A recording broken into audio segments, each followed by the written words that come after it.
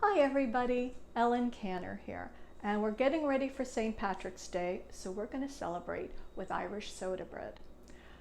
I thought I had been making Irish soda bread for years, and then I went to Ireland. There was a time I was thinking of going to Ballymaloe cooking school, and I met the matriarch, Myrtle Allen, and I said, you know, I have your recipe and I'm making it in the States, and it doesn't taste like it does here.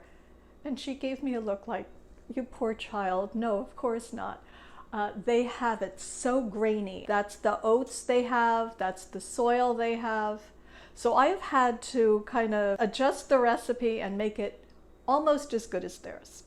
Soda bread need to be really, really grainy to have it like they do in Ireland. But what they didn't have the first time we went was vegan butter and oat milk. So my recipe has had to evolve over time. It's got basic traditional whole ingredients you can find and some great vegan products that have come along. So here's what we're going to do. Start with 1 1/4 cup whole wheat flour. And I can't get mine as wheaty as theirs, so I am adding 1 1/4 cup of wheat germ and 1/2 cup of oats.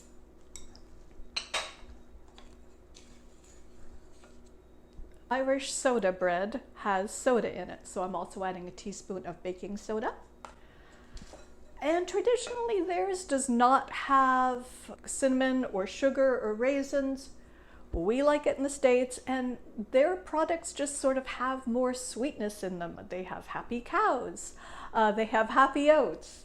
So what I'm going to do, instead of the tang of buttermilk, I'm going to add a tablespoon of cider vinegar to my oat milk, make it a little clabberty. And for the sweetness, just adding 2 tablespoons of vegan sugar. And where I'm going to go wild and not Irish is 1 tablespoon of cinnamon, which adds a natural sweetness.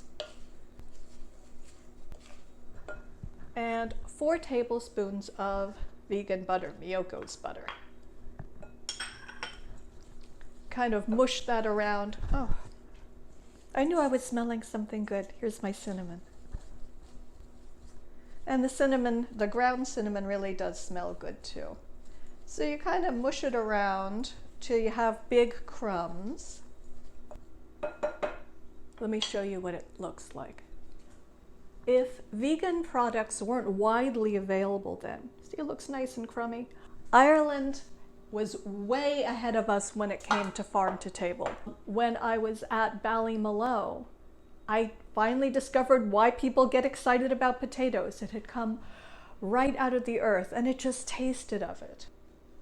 So now I am going to add my vegan buttermilk, 1 1/4 cups.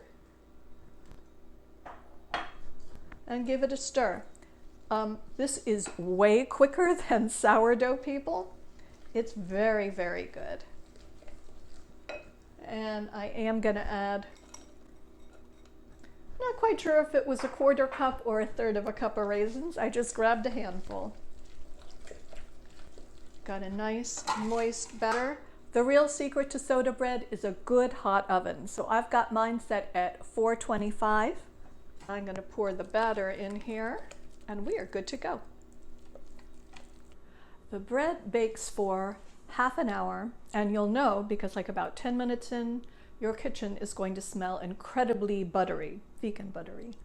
And it's going to smell so good that when it comes out of the oven, you're going to want to eat it immediately. And I confess every so often I cannot resist maybe knocking off a little pebbly bit of crumb.